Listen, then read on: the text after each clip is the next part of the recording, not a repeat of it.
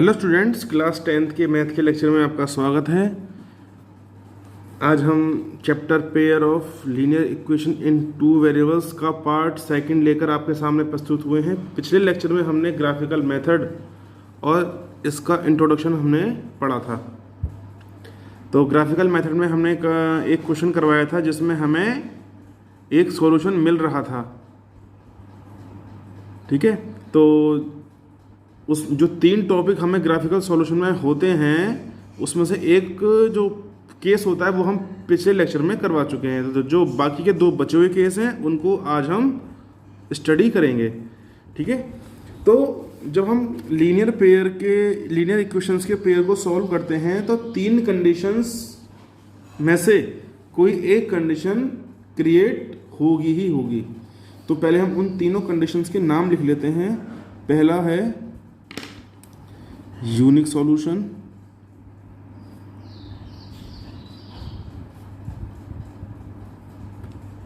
दूसरा है no solution और थर्ड है इनफिनिटली मैनी सॉल्यूशन।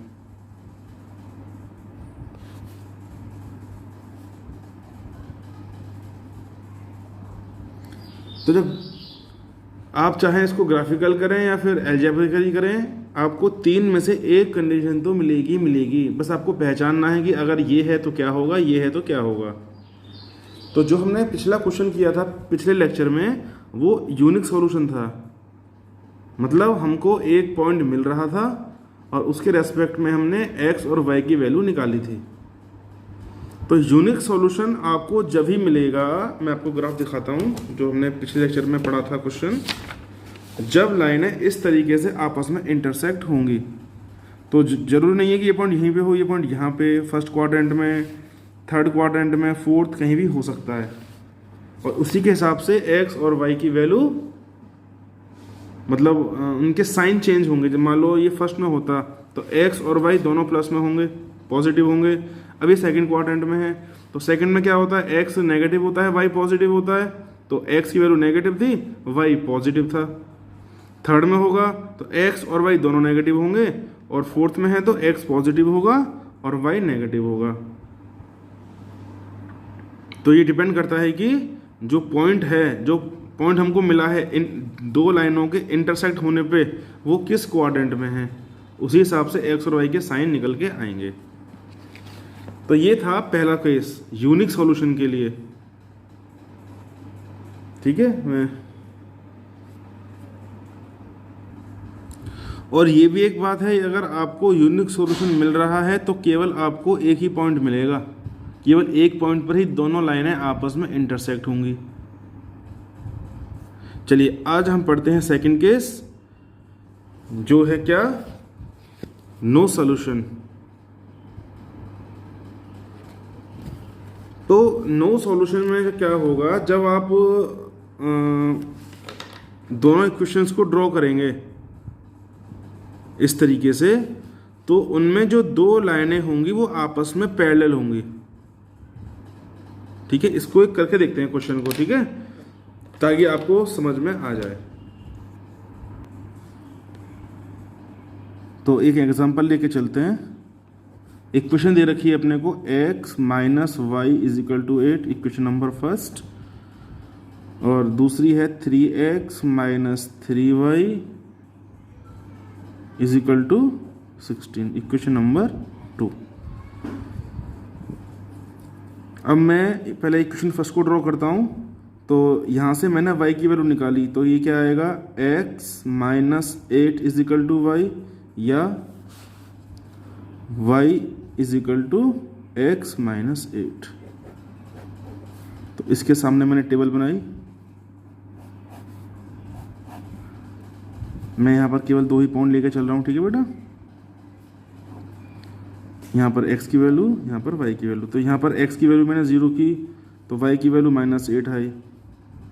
ठीक है, तो अब मैं अगर यहाँ 8 ले लेता हूँ, अगर x की वैल्यू 8 ले लूँ तो y की वैल्यू 0 आ जाएगी। चलिए अब दूसरी इक्वेशन, तो दूसरी क्वेश्चन से मैं पहले यहाँ लिख देता हूँ 3x minus 3y is equal to 16। तो यहाँ से भी मैंने y की वैल्यू निकाली, तो ये आ गया 3y is equal to 16, sorry 3x minus 16। तो y इजिकल टू क्या आया 3x माइनस 16/3। तो यहाँ भी हम दो ही वैल्यू निकालेंगे और ऐसी संख्या ढूंढेंगे जो 3 से पूरी पूरी कट जाए। तो अब ज़्यादा प्रेशर मत डालिएगा, नहीं अगर जल्दी समझ में आ जाए तो ठीक है, वरना आप कोई भी वैल्यू पुट कर लीजिएगा। अब जैसे कि मैं यहाँ पर x की वैल्यू 0 रख रहा हूँ, तो y मुझे क्या मिलने वाला है 16/3। ठीक है। और यदि मैं अब अगर मैं यहाँ रखूँ 5 थी -1/6 रखूँ तो भी नहीं घटेगा, 7 या 21, ये हमें 6 गए।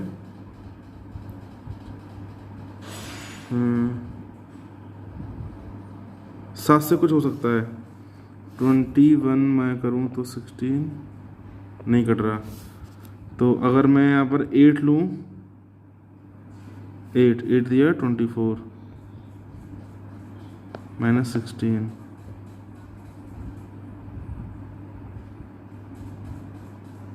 अब चलो इतना प्रेशर नहीं डालते, वरना आधा घंटा ऐसे निकल जाएगा।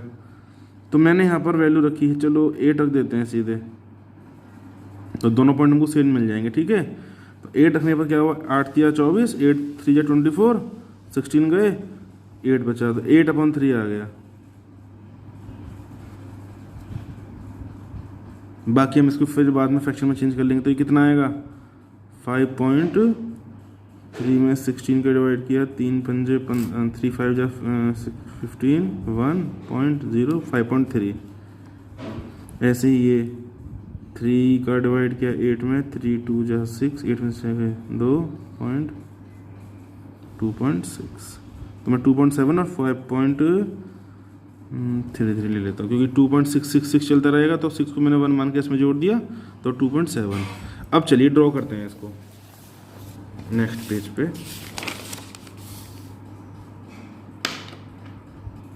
देखिए हमने x और y दोनों एक्सेस ड्रॉ कर दी, इक्वल डिस्टेंस में मार्किंग कर दी।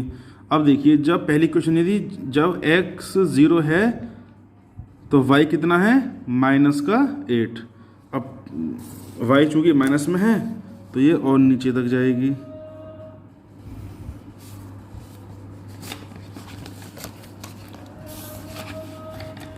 तो ये -1, -2, -3, -4, -5, -6, -7, -8, -9।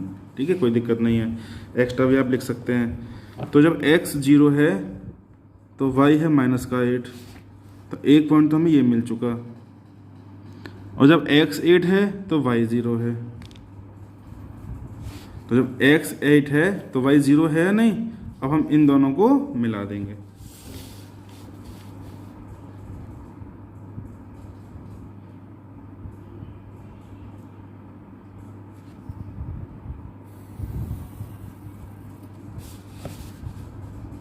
और इस लाइन को हमने आगे तक बढ़ा दिया।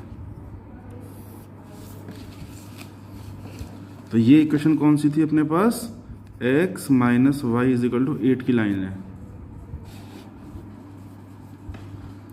अब दूसरी क्वेश्चन, जब x 0 है तो y 16/3 है, मतलब 5.3। जब x 0 है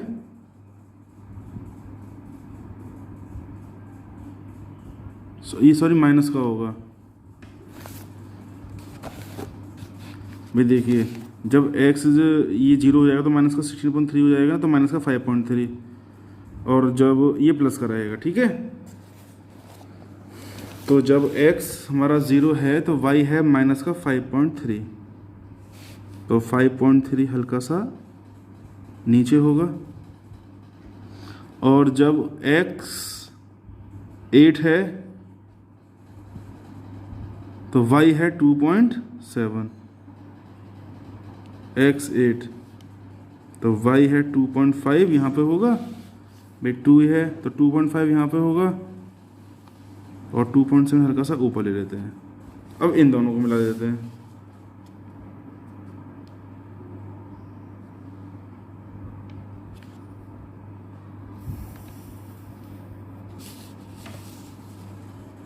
और इन लाइनों को भी आगे पीछे तक बढ़ा देते हैं, कोई दिक्कत नहीं है।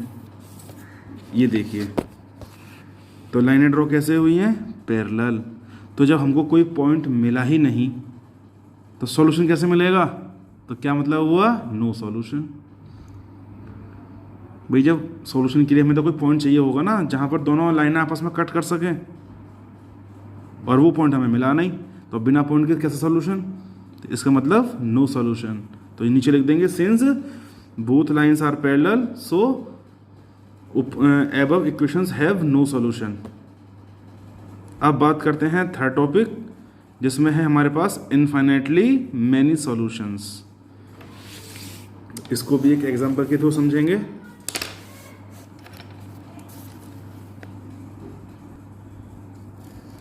तो ये हैं दो इक्वेशंस। अगर कोई सॉल्यूशन मतलब ऐसी इक्वेशन जिनका इनफाइनाइटली सॉल्यूशन आंसर निकल के आएगा तो इसका पता आप इक्वेशन देख के भी लगा सकते हैं। वो दोनों इक्वेशन एक जैसी निकल के आएंगी, दोनों इक्वेशन सेम होंगी। जैसे कि एक तो इक्वेशन हमारी है 3x minus Y is equal to 2। अब दूसरी इक्वेशन है 9x minus 3y is equal to 6। यदि मैं तीनों में 3 का डिवाइड कर दूं, इस पूरी इक्वेशन में 3 का डिवाइड कर दूं तो क्या आएगा? 3x minus Y is equal to 2। तो देखिए दोनों सेम हो गई।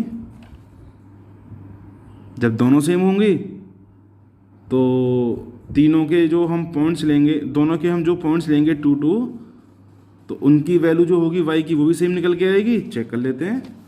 तो यहीं से पता पड़ रहा है कि यहाँ पर जो सॉल्यूशन अब निकलने वाला है वो इनफाइनाइटली मैनी सॉल्यूशन निकलने वाले हैं, क्योंकि दोनों इक्वेशंस सेम हो रही हैं। 3x minus Y is equal to 2, एक का निकाल लीजिए, दूसरा तो ऑटोमेटिक सेम रहेगा, या आप निकाल के भी दिखा सकते हैं, या तो आप अलग अलग पॉइंट भी निकालेंगे ना, इसके अलग और इसके अलग, तो भी वो पॉइंट उसी लाइन पे आएंगे। तो यहाँ से y की वैल्यू क्या आई?